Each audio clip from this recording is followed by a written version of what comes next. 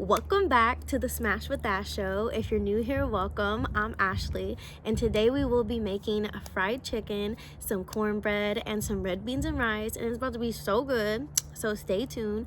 But before we get started, you know I have a word today, and the word is 1 Corinthians 9 verses 24 through 27. Do you not know that in a race all the runners run, but only one gets the prize? Run in such a way as to get the prize.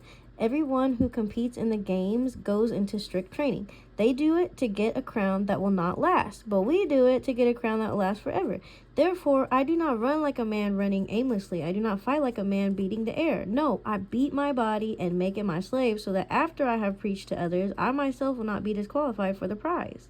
Meaning all the materialistic things that we work hard for will not last. For example, people in the industry are all in strict training to win a Grammy, or people in sports are like striving to become the best to win a gold medal. They do it to get a crown of materialistic things that will not last, but followers of Jesus are running to get a crown of eternal life that lasts forever. So Paul is saying, do not run like a man running aimlessly for nothing, and do not fight like a man beating the air, because since this world is passing away, our trophies that we strive for are too. No one is going to be even thinking about a Grammy or a gold medal on Judgment Day. They're all going to be so focused on whether or not they're going to make it into God's kingdom. That's why Paul says he's not going to strive to win a race that amounts to nothing. Instead, he's going to beat his body and make it his slave instead of him being a slave and falling in the fleshly desires. He's going to die daily to his flesh. So that way, after he gets done preaching the will of God and living out God's will for his life, he too will not be disqualified of receiving the crown of eternal life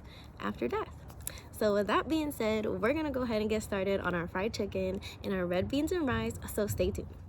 So we're gonna start off with our prep for our red beans and rice, and I went ahead and chopped up a green pepper along with a yellow onion.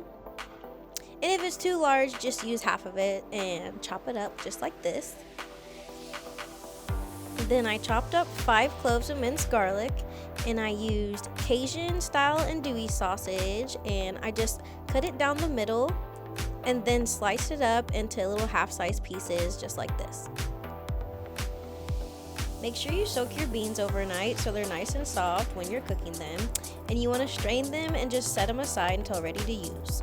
Now that our prep is ready, you want to get you a cast iron skillet pot for beans, and you just want to put a little bit of oil in there just to saute your sausages until they look nice and golden brown, just like this, okay?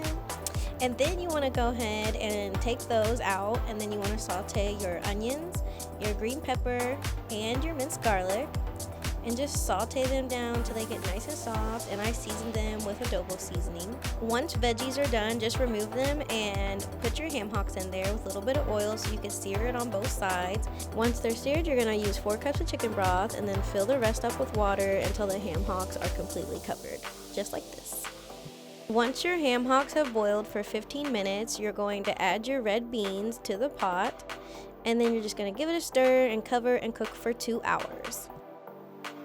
After it simmered for 2 hours, you're going to add your veggies back in with your sausages and just give that a stir, make sure that's covered up, and then you want to go ahead and season with chicken bouillon seasoning, some New Orleans Cajun seasoning, some onion powder, and some Creole seasoning. And then I added 3 bay leaves and covered and cooked for another hour. Once it's simmered for 3 hours altogether, you just want to shred your ham hocks apart, remove the bone out of the beans, and then you just want it to shred apart looking just like this. And then I made 2 boxes of Jiffy cornbread, and I cooked it as directed on the package. The only difference with mine is I added some green onion and the cheddar cheese blend, a shredded cheddar cheese blend.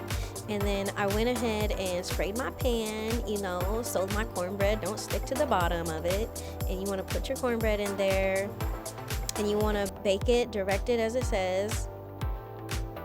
And then when it was halfway done, I spread some butter on there and put it back in the oven until it was nice and golden brown. Then for our fried chicken on medium-high heat in a cast iron skillet, you're going to pour some oil in there and heat it up. Then I used Just Us Seasoning chicken breading, and you can order it online at justusseasoning.com. And I marinated my chicken overnight with that Just Us seasoning breading and some buttermilk. And I also seasoned it with some garlic salt, some Slap Your Mama seasoning, and onion powder. Then I put it in our chicken breading flour and fried it. And ooh, oh my gosh, that woman that made the Just Us seasoning chicken breading flour, she knew what she was doing.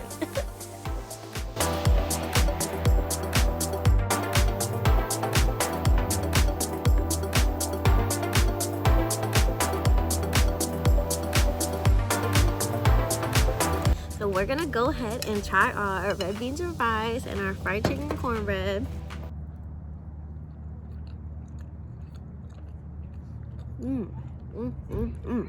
That is fire. And it has a little spice to it, a little kick with the cornbread. The cornbread is so moist. You don't want no dry cornbread. And you can taste the little green onions and the cheddar in it. It's so good. Let me get some fried chicken.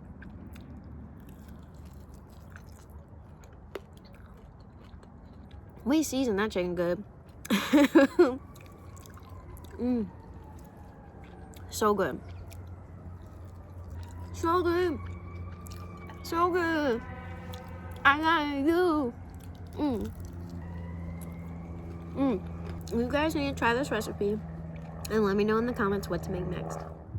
So thank you guys for smashing with Ash. If you enjoy hearing words of wisdom of God and smashing good food, then hit the subscribe button and stay tuned for more videos because your girl will be back soon.